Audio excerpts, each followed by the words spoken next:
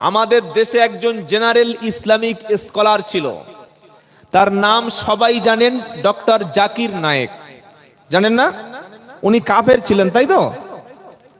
উনি কাফের ছিলেন তো, ইহুদিদের দালাল ছিল। আরে না বললে হবে, আমি বলছি, এটা পশ্চিম বাংলার একদল পীর সাহেব বলেছে, আমি বলি নাই। আপনি বক্তব্য নেটে শুনতে পাবেন যে ডক্টর জাকির নায়েক হলেন ইহুদিদের দালাল, উনি কাফের, উনি ইহুদিদের দালাল। আচ্ছা, আমি যদি ইহুদিদের দালাল হই, আমার হাতে ইহুদি ধর্ম প্রচার হবে না ইসলাম ধর্ম প্রচার হবে? ইহুদিদের প্রচার হবে না? অথচ ডক্টর জাকির নায়েক তার ওসিলায়, তার কথার দ্বারায়, তার নিশ্চয়ই অনেক ভুল ত্রুটি আছে, মানুষ হিসেবে থাকবে, অনেক মাসআলার দিক থেকে ওলামাদের সঙ্গে ফিকিদের সঙ্গে ইখতিলাফ থাকবে, কিন্তু ডক্টর জাকির নায়েক হাফিজাহুল্লাহ তার দাওয়াতের টেকনিক, তার যে কম্পিউটার ব্রেন, তার যে স্মৃতিশক্তি, তার যে মেধা, তার যে প্রজ্ঞা, তার যে যোগ্যতা, তার যে এবিলিটি যেটা ছিল, এর দ্বারায় খ্রিস্টান, ইহুদি থেকে অমুসলিমদের মধ্য থেকে হাজার হাজার মানুষ কলেমার দাওয়াত পেয়ে তারা ইসলাম কবুল করেছে। এটা আমি বাড়িয়ে বললাম না, আপনারা দেখেছেন কি গো? তো যখন আমাদের দেশে তার দাওয়াতের দ্বারায় প্রচুর মানুষ কনভার্টেড হচ্ছিল, এবং তিনি প্রত্যেকটা কথা বলেন রেফারেন্স দিয়ে, কোন ওই পাগল ছাগল তার বক্তব্য শুনতে চায় না, হ্যাঁ, যে পড়ে নাই শোনে নাই মূর্খ গিয়ে শোনা, ওরকম নয়। প্রত্যেকে highly educated person, doctor, master, engineer, barrister, বড় বড় সব হাইলি এডুকেটেড শিক্ষিত ব্যক্তি তার বক্তব্য শুনে, তারা শুনে তাদের ধর্মগ্রন্থের মধ্য থেকে আল্লাহ এবং রসুলের কথা যখন তারা জানতে পারছিল, তারা মুসলমান হয়ে যাচ্ছিল। জোরে বলুন সুবহানাল্লাহ। আমাদের দেশের একদল পীর সাহেব দেখলো, আরে কিন্তু তাবিজের ব্যবসা বন্ধ হয়ে যাওয়ার অবস্থা হয়ে যাচ্ছে, শয়ে বরাতে হালুয়া রুটি তো আমাদের বন্ধ হয়ে যাবে, মাজার একটা করে যদি বন্ধ হয়ে যায় তোমরা খাবো কি করে? এক কাজ কর, জাকির নায়েকের বিরুদ্ধে কাফের ফতোয়া দে, ইহুদিদের দালাল বল। এমন ফতোয়াবাজি করলো, বেচারি দেশ ছেড়ে পালাতে বাধ্য হল। কি বলছি বুঝতে পারছেন না? আমি বলছি না যে ডক্টর জাকির নায়েক যা বলেছিলেন সব ঠিক, আমি তো বললাম মানুষ হিসেবে তার মাসলা অনেক ভুল আছে, ভুল থাকতে পারে, এটা সাধারণ ব্যাপার। কিন্তু তার যে হিকমতের সঙ্গে, টেকনিকের সঙ্গে দাওয়াতের দেওয়া যে কৌশল, এই কৌশলের কাছে বিশ্বে এমন কোন বাপের বেটা ছিল না যে ডক্টর জাকির নায়েকের কাছে ইসলামের ভুল ধরবে, ইসলামের ভুল একটা দেখাবে, আর সেটা তিনি ভুল প্রমাণ করতে পারবে। কেউ পারেনি, এবং কিয়ামত পর্যন্ত ইসলামের ভুল কারোর কাছে কেউ ধরতে পারবে না। বলুন সুবহানাল্লাহ। তাহলে আল্লাহ কি শোনাচ্ছে? তুমি যখন দাওয়াত দেবে, মানুষকে হিকমতের সঙ্গে মিষ্টি মিষ্টি কথা বলো। সুবহানাল্লাহ বলবেন না? এই তুই দাড়ি চেঁচেছিস কেন রে? এই তোর মাথায় টুপি নেই কেন রে? এই তুই মত, এটা বললে কেউ নামাজ পড়বে? কি গো, এটা আল্লাহর নবীর দাওয়াত কিন্তু ছিল না।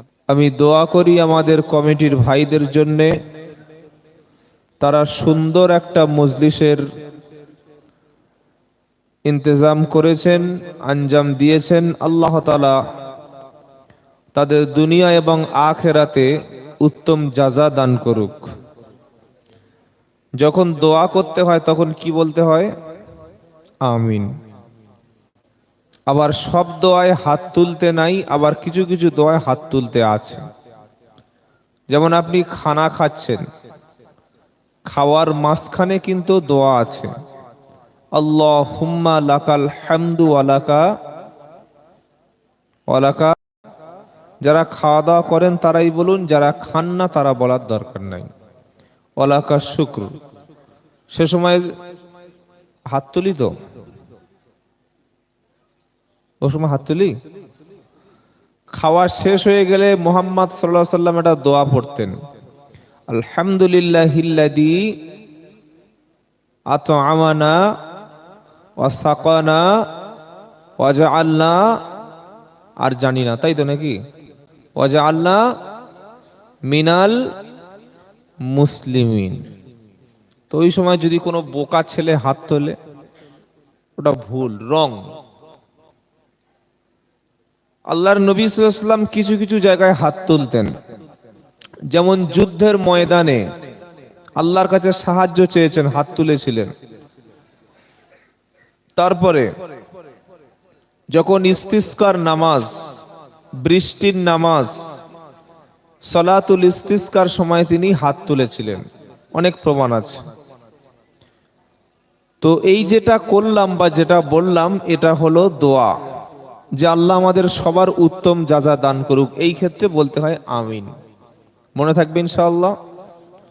আমরা যদি আমার কোনো ভাইয়ের জন্য দোয়া করি, তার অনুপস্থিতিতে, তার অ্যাবসেন্টে, তাহলে আল্লাহ তাআলা সর্বপ্রথম সেই দোয়ার পরিবর্তে আমি তার জন্য দোয়া করলাম, তাকে দেওয়ার আগে আল্লাহ আমাকে ভরিয়ে দেবেন সেইটা। সুবহানাল্লাহ বলতে মন চায় না?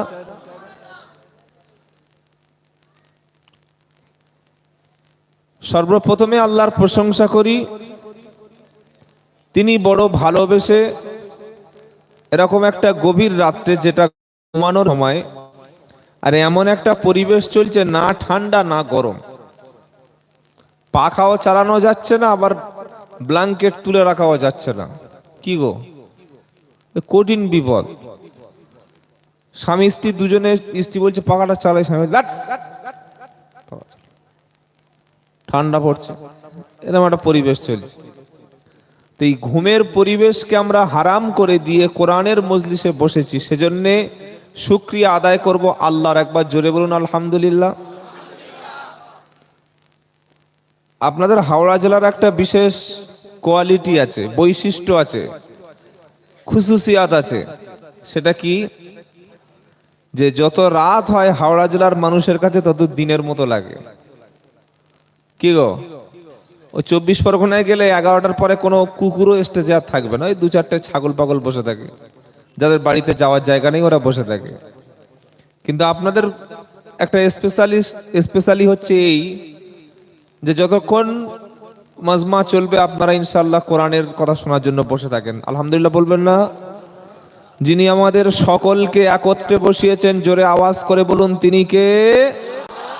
আমাদেরকে মুসলমান বানিয়েছেন তিনি কে? আমাদেরকে আল্লাহর উপরে ঈমান এনে তার কোরআন আমাদেরকে মেনে নেওয়ার তৌফিক দিয়েছেন তিনি কে?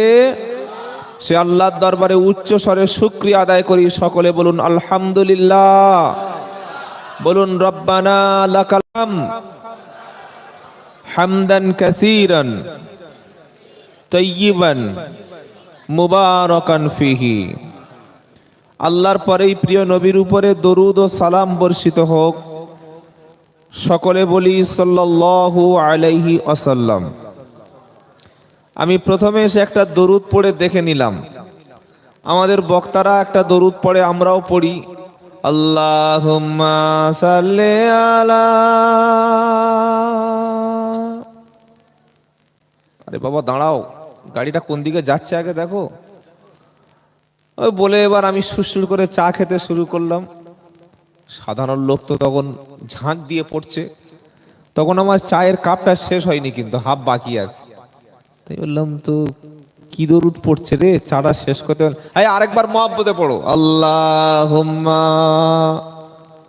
শ্রোতার মহাব্বত দরুদের উপরে, আর বক্তার মহাব্বত কি বলেছি বুঝতে পারছেন না?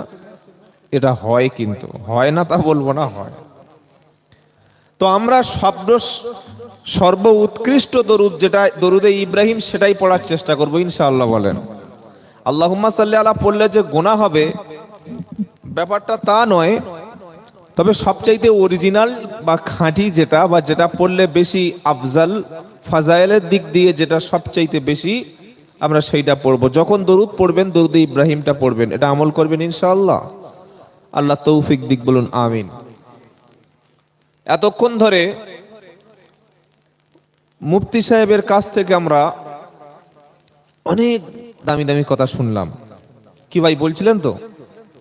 আমরা শুনেছি। আসলে আমাদের সমস্যা এক জায়গায়, যে যদি একটু ভালো করে ওই কাঁদানো সুর না দিতে পারে, সে যত বড় আলেম হোক আর শাইখুল হাদিস হোক, তাহলে তার বক্তব্য শোনার মতো লোক খুব কম আছে।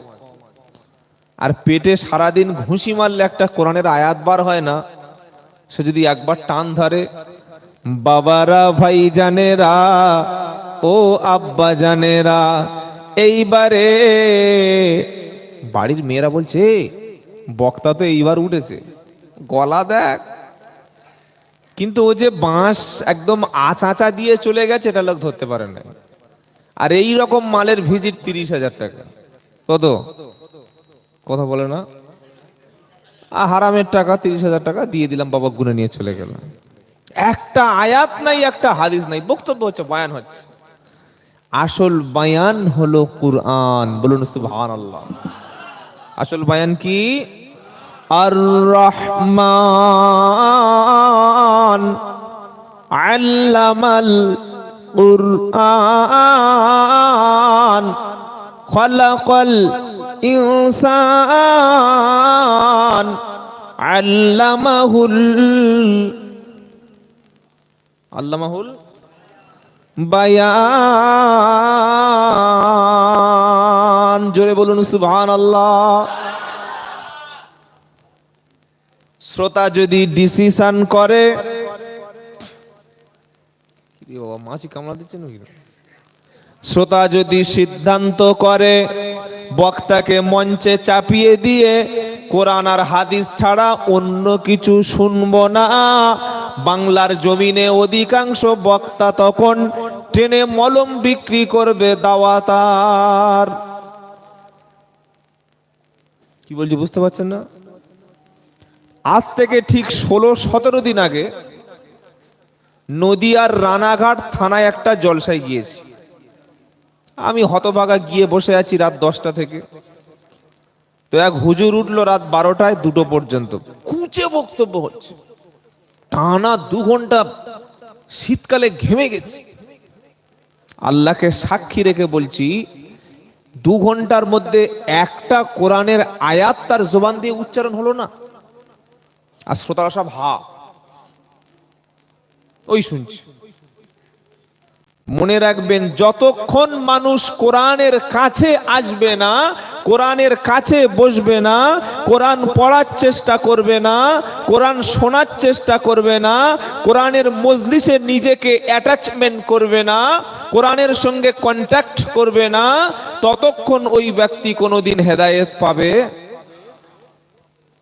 ওমর ততক্ষণ ওমর ফারুক হতে পারে নাই, ততক্ষণ নবীর পিয়ারা হতে পারে নাই, যতক্ষণ পর্যন্ত কোরআনের কাছে না এসেছে।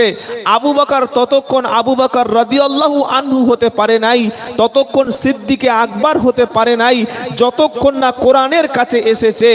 যখন উসমান গনি, হযরতে আলী রিদওয়ানুল্লাহ তাআলা আলাইহিম আজমাইন, সাহাবারা কোরআনের কাছে আসলেন, কোরআনের কাছে বসলেন, নবীর হাতে হাত দিলেন, তখন আল্লাহ তাআলা তাদের সম্পর্কে বললেন, রাদিয়াল্লাহু আনহুম ওয়া রাদু আনহু। আল্লাহ তাদের উপরে রাজি আর তারা আল্লাহর উপরে রাজি। সুবহানাল্লাহ পড়ে।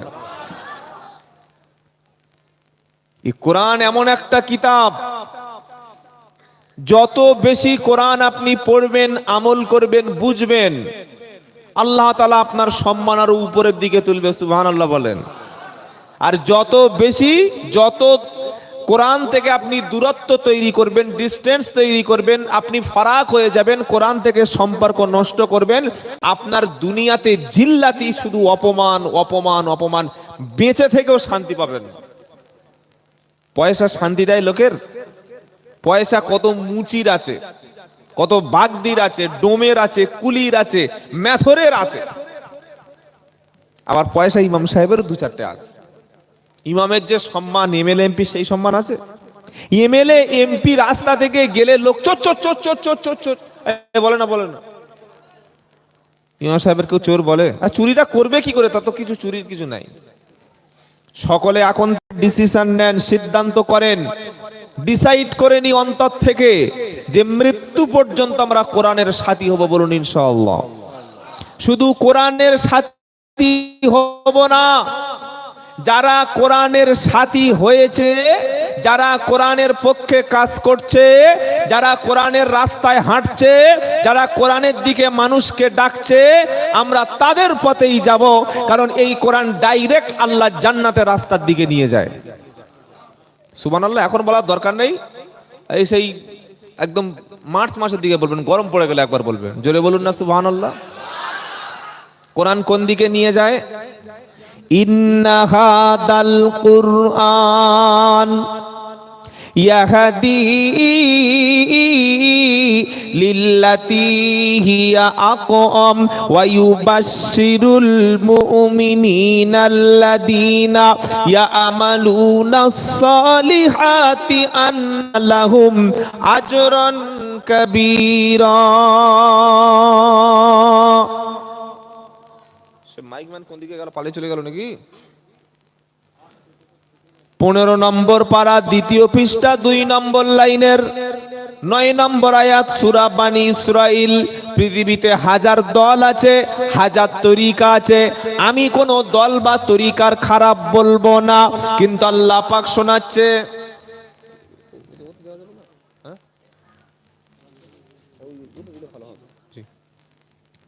আল্লাহ পাক বলছে এই সেই কোরআন, এই মনিটরটা একটু বাড়ি রাখেন, মনিটরটা, এই সেই কোরআন, ইন্না হাদাল কুরআন,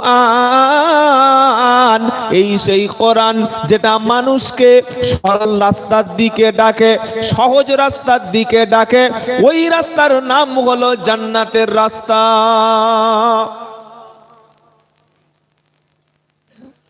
তামাম বিশ্বে এক শ্রেণীর মানুষ আছে, দেখবেন, আমি তাদের নাম বলবো না, তারা পকেটের টাকা খরচ করে, নিজের ব্যবসা বন্ধ করে, ঘর ছেড়ে, বিবি ছেড়ে, বাচ্চা ছেড়ে মসজিদে গিয়ে শুয়ে পড়ে, জায়গা না দিলে মসজিদের বারান্দায় শুয়ে রাত কাটায়, আর দিনের আলোতে আল্লাহ ভোলা মানুষদেরকে ডেকে এনে কোরআনের দিকে জুড়ে দেয়, আর রাতের বেলা নিজের গুনাহের জন্য কান্নাকাটি করে। এরকম লোক দেখেছেন? এরকম লোক আপনাদের এত দূরে নাই? কথা বলেন। ওরা যখন মানুষদেরকে ডাকে দলের দিকে, বাবার দিকে, মাজারের দিকে, পীরের দিকে, আমির সাহেবের দিকে, কোন একটা মাকসাদের দিকে না, শুধুমাত্র আল্লাহর দিকে ডাকে? জোরে বলুন, কি বলে? কোরআন শোনাচ্ছে, ইন্না হাদাল কুরআনা ইয়াহদি হিয়া আকওয়াম ওয়া ইউবান্না লাহুম আজরান কাবীরা। তাটা তুমি ছেড়ে দাও, যারা আল্লাহর দিকে দাওয়াত দেয়। শুধু দাওয়াত দিয়ে বসে থাকলে হবে তো? কি করতে হবে? সাথে আরো আল্লাহ বলছে কি, ওয়ামান আহসানু কওলাম মিম্মান দাআ ইলাল্লাহ ওয়া আমিলা সলিহা। নিজে দাওয়াত দেয়, আল্লাহর দিকে মানুষকে দাওয়াত দেয়, আর নিজেও ভালো আমল করে, আর বলে ওয়াকালা ইন্নানি মিনাল, বলু যে তুমি চালাও, মিনাল মুসলিমিন, আর নিজে বলে আমি একজন মুসলমান। সুবহানাল্লাহ পড়ে। মুসলমান ছাড়া অন্য পরিচয় আর দিও না, অনেক হয়েছে। ও তবলিগ, ও ফুরপুরা, ও কাদরিয়া, ও চিস্তিয়া, ও হানাফি, সাফি, হাম্বলি, মালেকি, পাথর চাবড়ি, তালতলা, নারকেলতলা, বটতলা, এই করতে করতে একটা পাড়ায় 14টা দল। এর টুপি লম্বা, ওর টুপি গোল, এর জামা লম্বা, ওর গোল, এ দাঁড়িয়ে ইয়া নবী, ও শুয়ে। কি রে ভাই, এসব কেন? খালি মুসলমান বলো, আল্লাহর ঘরে এসো, কোরআনের দাওয়াত মানুষের কাছে দাও, মসজিদে আজান হয়ে গেলে চলে এসো, যারা কোরআন জানে না তাদের কাছে পৌঁছে দাও, ওলামাদের সোহবতে বসো, জান এবং মাল নিয়ে আল্লাহ রাস্তায় মুজাহাদা করো, মরণের সাথে সাথে আল্লাহ জান্নাত দিয়ে দেবে। সুবহানাল্লাহ বলবেন না? একটা পাড়ায় 14টা দল। এদের বাড়ি মিলাদ হলে ও হুজুর আসবে না, ওর বাড়ি জলসা হলে আরেক পীর সাহেব আসবে না, ও দাওয়াত করলে আরেকজন হুজুর মুখে রুমাল দিয়ে অন্যদিকে ঘুরিয়ে যাবে, বলে না ও হুজুর আসছে আমি যাব না, ধুনবে কবরে গেলে, ধনুরের মতো ধুনবে। একটাই দল, সে দলটার নাম হচ্ছে ইসলাম। বলুন সুবহানাল্লাহ। ইসলামের বাইরে কোনো দল নাই। আর ইসলামের বাইরে যারা নিজেদের মতো দল তৈরি করেছে, ওরা পেটের স্বার্থে মুসলমানদের মধ্যে ফিতনা করার জন্য করেছে। আপনাকে পরিচয় দিতে হবে মুসলমান বলে, এ কথা আমার কথা না, কথাটা আল্লাহর। 4 নম্বর পারা, 2 নম্বর পৃষ্ঠা, 3 নম্বর লাইন, 102 নম্বর আয়াত, সূরার নাম আল ইমরান। এটার পরেও যদি আপনার সন্দেহ হয় তাহলে আপনি আবু জাহেলের ভাড়াবাই ছাড়া আর কিছু নয়। ইয়া আইয়ুহাল্লাযীনা আমানুত্তাকুল্লাহা হাক্কা তুকাতিহি ওয়া লা তামুতুন্না ইল্লা ওয়া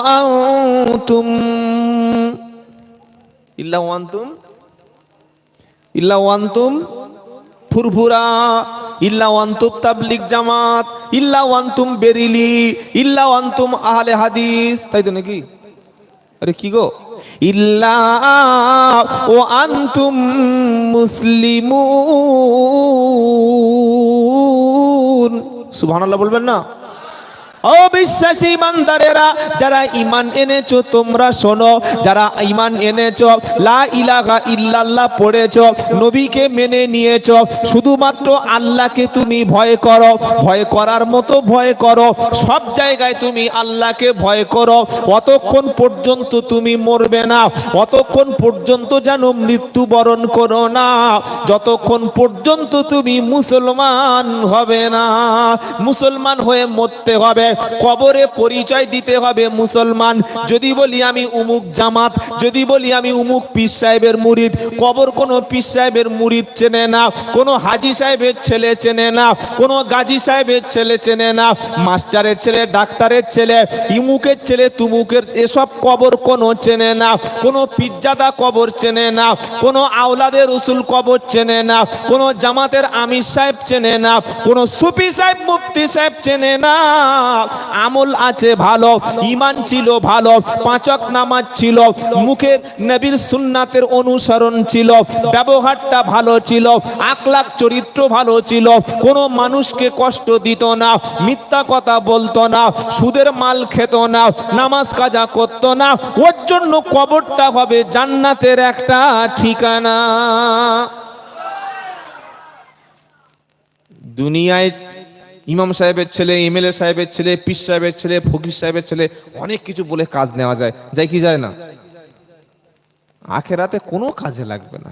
যদি বলি আমি হুজুরের ছেলে, ফেরেশতা বলবে মালটা দে ভালো করে ঝেলে। ছেলেতে কাজ হবে না, হতে হবে মুসলমান। কি হতে হবে যদি বলুন? মুসলমান ছাড়া কবরে গেলে কাউকে চিনবে না। কবার হজ করেছো, বাড়ি কোথায়, হুগলি, হাওড়া, মেদিনীপুর, পাঁশকুড়া, বর্ধমান, না মদিনায়, কুরাইশি না সিদ্দিকি, না পাঠান, না শেখ, না মাদানি, না মাক্কি, কিচ্ছু চিনবে না ভাই। কোনো পরিচয় কাজ হবে না। আল্লাহর কসম করে বলছি, কোনো পরিচয় কবরে কাজ হবে না। আর ফেরেশতারা সব শুনবে কেন? আপনার প্রশ্ন তো করবে, মার রব্বুক, মা দিনুক, মান নবিয়ুক, 3টে বেশি প্রশ্ন হবে তো। আপনার আইডেন্টিটি, আপনার ন্যাশনালিটি জিজ্ঞাসা করবে, বলো তোমার পরিচয় কি? রবকে, আল্লাহ।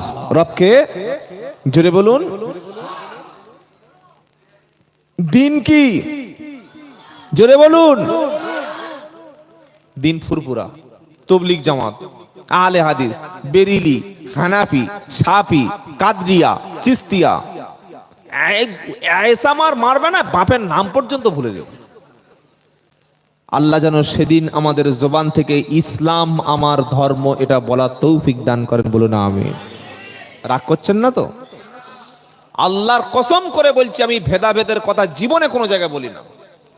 আমি চাই সমস্ত মানুষ যেন এক ছায়াতলে ফিরে আসে, সমস্ত মুসলমান যেন একই কোরআনের কাছে চলে আসে, একই ইসলামের কাছে চলে আসে। আমাদের আল্লাহ এক, রসুল এক, কাবা এক, দিন এক, ইসলাম এক, আমাদের সংবিধান এক। তাহলে আমরা কেন নিজেদের মধ্যে ফেতনাবাজি করে পরিচয় আলাদা করবো ভাই? আল্লাহ আমাদের এক হয়ে চলার তৌফিক দান করুক, বলুন আমিন। আল্লাহর কাছে সবচাইতে উত্তম বাণী কার? যে ব্যক্তি মানুষদেরকে আল্লাহর দিকে ডাকে। সুবহানাল্লাহ বলেন। এটা দায়ীদের সম্পর্কে বলেছে যে সবচাইতে উত্তম বক্তব্য তার যে মানুষদেরকে আল্লাহর দিকে ডাকে, নিজে ভালো কাজ করে আর পরিচয় দেয় আমি একজন মুসলমান। এবার যদি কোনো মানুষ আল্লাহর দিকে ডাকে, নামাজের দিকে, কোরআনের দিকে, দিনের দিকে ডাকে, তিনি কিভাবে দাওয়াত দেবেন, কিভাবে মানুষদেরকে ডাকবেন, এটাও আল্লাহ কোরআনে বলে দিয়েছে। সুবহানাল্লাহ পড়বেন না? পদ্ধতিটা কেমন হবে? রাস্তায় চারটে ছেলে তাস খেলছিল, গিয়ে বললে, এই তাস খেলছিস, তুই কাফের। কাফের? হ্যাঁ, তো বউ তালাক হয়ে গেছে, ও নামাজ পড়তে যাবে? বলেন বলেন। দুটো ছেলে রাস্তায় বসে ফ্রি ফায়ার খেলছে, ইমাম সাহেব গিয়ে বলছে, সারা হারামি ছেলেরা, ওর নামাজ পড়বে? এই নামাজ পড়বে? আর রাস্তায় বসে দুজন গাঁজাখোর গাঁজা বার করেছে, একে অপরের মুখে তুলে দিচ্ছে, তুই খা, ও বলছে তুই খা, তুই খেয়ে আমার দে, আমি খেয়ে থাকলে তুই খাবি, ইহসান করছে। গাঁজা খাচ্ছে আর ইহসান করছে। কি বুঝলে? তো যদি আমি বলি গাঁজাখোর জাহান্নামে যাবে, তাহলে ইসলাম কারা গ্রহণ করবে? এটা দায়ীর কখনো উচিত না। দায়ী যখন দাওয়াত দেবে, কোনো মানুষের খারাপ নাম ধরে ডাকবে না, কোনো মানুষের দোষগুলো তুলে ধরবে না, কোনো মানুষের কাজটা সবার সামনে বলে অপমান করবে না। দায়ী যখন মানুষদেরকে ডাকবে, জান্নাতের আশা দেখাবে, সাথে সাথে জাহান্নামের ভয় দেখাবে। আল্লাহ তার নবী সাল্লাল্লাহু আলাইহি সাল্লামকে বলছে, ইন্না আরসালনাকা বিল হাক্কি বাশীরা ওয়া নাযীরা ওয়া লা তুসআলু আন আসহাবিল জাহিম। হে বিশ্ববাসী, নিশ্চয়ই আমি আল্লাহ আমার প্রিয় রাসূলকে বিশ্ববাসীর জন্য সুসংবাদদাতা এবং আযাবের সতর্ককারী হিসাবে আমার বিশ্ব নবীকে আমি পাঠিয়েছি। নবী যখন কোন সাহাবাকে কোন জায়গায় পাঠিয়ে দিতেন দাওয়াতি কাজের জন্য, আমার নবী তখন বলে দিতেন, হে সাহাবা, তুমি যখন কারোর মাঝখানে দাওয়াত দেবে, বাশিরু ওয়ালা তুনাফিরু, মানুষকে সুসংবাদ শোনাবে, মানুষদেরকে আযাবের ভয় দেখানোর আগে আগে জান্নাতের আশা তুমি দেখাবে।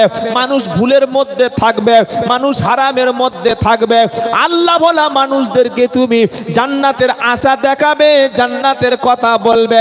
এবার আল্লাহর কাছে জিজ্ঞাসা করি, আল্লাহ, আমি মানুষদেরকে যখন আপনার দিকে ডাকবো, কোন পদ্ধতিতে দাওয়াত দিলে, কোন তরিকায় দাওয়াত দিলে মানুষগুলো দিন ইসলাম পাবে? আমার আল্লাহ বলছে, এই তরিকায় দাওয়াত দাও। বলল, তরিকাটা কি? পারা নাম্বার 14, পৃষ্ঠা নাম্বার 20, লাইন নাম্বার 11, আয়াত নাম্বার 125, সূরার নাম সূরা নাহাল। আল্লাহ বলছেন, এই পদ্ধতিতে দাওয়াত দাও। কি পদ্ধতি? উদু ইলা সাবিলি রাব্বিকা বিল হিকমাতি ওয়াল মাউইজাতিল হাসানা ওয়াজাদিলহুম বিল্লাতি হিয়া আহসান ইন্না রাব্বাকা হুয়া আলামু বিমান দাল্লা আন সাবিলিহি ওয়া হুয়া আলামু বিল মুহতাদিন। হে আমার প্রিয় নবী, আপনি মানুষদেরকে যখন দাওয়াত দেবেন, আল্লাহর দিকে দাওয়াত দেবেন, তুমি যে কোনো দল করতে পারো, তুমি যে কোনো পীরের মুরিদ হতে পারো, তুমি যে কোনো পীর সাহেবের কাছে যাও, তোমার সাথে আমার কোনো শত্রুতা নাই। তবে ভাই, আজান হলে যেন দুজনে মসজিদে যাব, রমজান মাসে দুজনে নামাজ পড়ব, আমি মুখে দাড়ি রেখেছি, তুমি দাড়ি রাখবে, আমি কোরআন শিখেছি, তুমি কোরআনটা শিখে নাও, আমি কলেমা জানি, তুমি কলেমা জেনে নাও, আমি পাকটা শিখেছি, তুমি পাক হয়ে যাও, আমি মুসলমানের ছেলে, ঈমান বাঁচানোর জন্য কি কি লাগে এটাই তুমি শিখে নাও। দায়ীর কাজ হলো আল্লাহর দিকে ডাকা, পৃথিবীর কোন দলের দিকে দায়ী দাওয়াত দেবে না। আমার কথা বুঝতে কষ্ট হচ্ছে ভাইরা? যখন আমরা কাউকে আল্লাহর দিকে ইনভাইট করব, কাউকে যখন দাওয়াত দেব, তখন আমি এক আল্লাহর দিকে দাওয়াত দেব। ইলা সাবিলি রাব্বিকা, তোমার রবের দিকে দাওয়াত দাও, অন্য কোন দলের দিকে না। এই পশ্চিম বাংলার জমিনে না, বিভিন্ন জলসা আল্লাহ আমার মতো গুনাহগারকে যাওয়ার সুযোগ দেয়। তো এক এক জলসায় গিয়ে দেখি এক এক রকম। কেউ বলছে এই পীর সাহেব হক্কানি, কেউ বলছে এই দলটা হক, মানে যে যার কোম্পানির অ্যাড দিয়ে চলে যাচ্ছে। টেলিভিশনে, টিভির মধ্যে অ্যাড বেশি দেয় না খবর দেখায় বেশি? কোনটা? যদি 4 মিনিট খবর হয়, 6 মিনিট অ্যাড দেবে, দেয় কি দেয় না? এখন জলসাগুলিতে আমরা অ্যাডভার্টাইজমেন্টটা বেশি করি, আমার দল, আমার ওই এই না, এসব না। একমাত্র আল্লাহর কথাই শুধু আলোচনা হবে। আল্লাহ ওটাই বলছেন, তুমি যখন মানুষকে দাওয়াত দেবে, যখন ডাকবে না, তুমি এক আল্লাহর দিকে মানুষকে ডাকবে। সুবহানাল্লাহ পড়েন। তো ডাকার পদ্ধতিটা কিরকম হবে? কাফের, জাহান্নামী, তুই মুনাফেক, তুই নরকে যাবি, তুই হাবিয়ায় যাবি, তুই হুতামায় যাবি, তোর জন্য জান্নাত নাই, তুই যা পাপ করেছি মাফ হবে না, এরকম কথা বলা যাবে? যাবে? যাবে? কিভাবে দাওয়াত দেবেন আল্লাহ বলছেন, শোনেন। বিল হিকমাতি, বিল হিকমাতি। ভাই সাউন্ডটা বক্সটা একটু বাড়া যাচ্ছে না? দেখুন আমার খুব কষ্ট হচ্ছে কথা বলতে, বক্সটা একটু বাড়িয়ে দিন। বিল হিকমাতি ওয়াল মাউইজাতিল হাসানা। এই তো চমৎকার সাউন্ড আছে। ওয়াজাতিলহুম বিল্লাতি হিয়া আহসান ইন্না রাব্বাকা হুয়া আ'লামু বিমান দাল্লা আন সাবিলিহি ওয়া হুয়া আ'লামু বিল মুহতাদিন। মিষ্টি মিষ্টি কথা বলে, ভালো ভালো উপদেশ দিয়ে, যুক্তি তর্ক সহকারে মানুষের কাছে তুমি দিনটা প্রচার করো। আর কে হেদায়েত হবে আর কে হবে না, ওটা আমি আল্লাহ জানি, পৃথিবীর অন্য কেউ জানে না।